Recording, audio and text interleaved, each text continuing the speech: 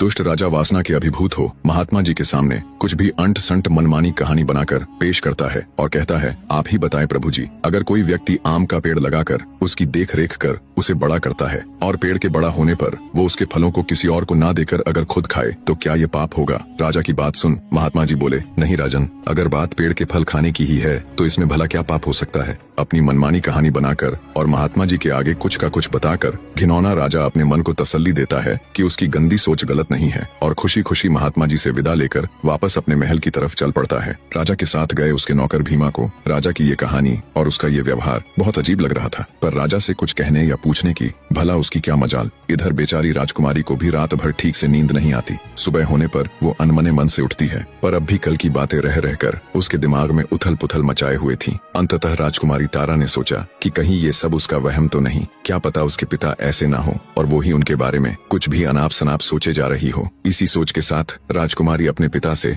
बात करने का निर्णय लेती है और जब उनके निवास स्थान पर जाती है तो राजा को वहाँ नहीं पाती, क्योंकि राजा उस समय जंगल में महात्मा जी के पास गया हुआ था। राजा मदन पाल महात्मा से मिलकर वापस अपने महल आ जाता है। काफी देर सोच विचार कर वो एक पत्र लिखता है और वो पत्र अपने नौकर भीमा को देते हुए उसे हुक्म देता है कि इस संदेश पत्र को लेकर तुम फौरन प्रतापगढ़ जाओ और राजा धर्मपाल को ये पत्र दे देना। राजा का हुक्म मिलते ही नौकर भीमा तुरंत प्रतापगढ़ के लिए निकल पड़ता है। कुछ ही घंटों का सफर कर वो प्रतापगढ़ पहुंच जाता है। राजा धर्मपाल दरबार लगाए राजसभा में बैठे थे। भीमा राजा धर्मपाल को प्रणाम कर जब राजा का दिया पत्र उन्हें देने लगता है तो राजा धर्मपाल कहते हैं, क्या संदेश लाए हो, जोर से पढ़कर सुनाओ। तो आदेश पाकर भीमा उस पत्र को राज्यसभा में पढ़ने लग जाता है, जिसमें लिखा था, प्रिय राजन, मुझे यह बताते हुए बहुत दुख हो रहा है कि मेरी पुत्री और आपकी पुत्रवधू राजकुमारी तारावती अपनी माँ की मृत्यु का सदमा बर्दाश्त नहीं कर पाई और इस दुनिया से चल बसी। मैं यह सूचना आपको बहुत पहले ही देना चाहता था, लेकिन मैं खुद पहले अपनी पत्नी और फिर अपनी बेटी के खोने के कारण सदमे में था। आज भी बड़ी हिम्मत करके